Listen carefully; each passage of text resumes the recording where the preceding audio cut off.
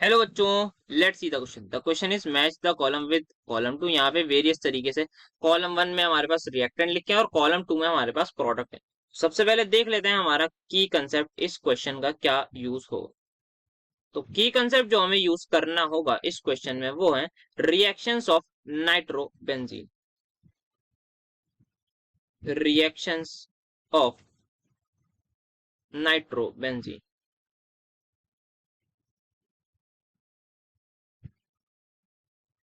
तो एक एक करके सारे रिएक्शन देख लेते हैं। सबसे पहले ऑप्शन नंबर ए में हमारे पास है PHNO2। सो इसको ड्रॉ कर लेते हैं। ये हमारे पास पीएच रिंग है, यहाँ पे लगा देते हैं NO2। इसकी रिएक्शन हम करा रहे हैं जिंक NH4Cl से। So zinc and ammonium chloride से we are doing its reaction. तो जो हमें प्रोडक्ट मिलता है वो मिलता है हमारे पास एन फिनाइल हाइड्रोक्सिलामीन, जिसका स्ट्रक्चर कुछ इस तरीके का होता है।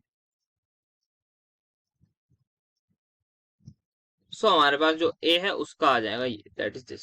सो ए का थ्री आ गया तो ये हमारे पास ये ए का थ्री एक ही में, तो ये हमारे पास आंसर हो जाएगा। बाकी एक आध ऑप्शन और चेक करके देख लेते हैं क्या, क्या बी ऑप्शन से देख लेते हैं। सो बी ऑप्शन में अगेन नाइट्रोबेंजीन। नाउ इसकी रिएक्शन किससे करानी है वो देख लेते हैं।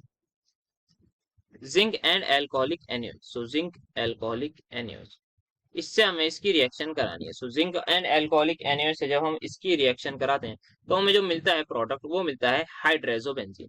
और हाइड्रेजोबेंजीन का स्ट्रक्चर ड्रॉ कर लेते हैं। तो pH NH NH and pH, ये हमारे पास होता है हाइड्रेजोबेंजीन का स्ट्रक्चर। सो यहाँ पे ऑप्शन नंबर ये बी का हमारे पास आ जाएगा टू। तो बी का आ गया टू, तो यही हमारे पास आंसर है। जो कम कॉमन है ये, बाकी सी वाली तो कॉमन रिएक्शन है। तो डी वाली में हमारे पास जो रिएक्टेंट है एक तो नाइट्रोबेंजीन, साथ में हमारे पास है सोडियम आर्सेनाइड। सोडियम आर्सेनाइड ये हमारे पास है रिएक्टेंट, साथ में NaOH। तो जो हमें प्रोडक्ट मिलता है वो मिलता है एजॉक्सीबेंजीन, और जिसका स्ट्रक्चर कुछ इस तरीके का होता है। पीएच, यहाँ पे हम ड्रॉ करते हैं N डबल बॉन्ड एंड यहाँ पे कोऑर्डिनेट बॉन्ड होता है with oxygen and finally pH. तो ये हमारे पास आ जाएगा। तो हमारे पास जो डी का आ गया फोर, तो डी का आ गया फोर। यस, तो ये हमारे पास final option number C. Hope you understood it well. Best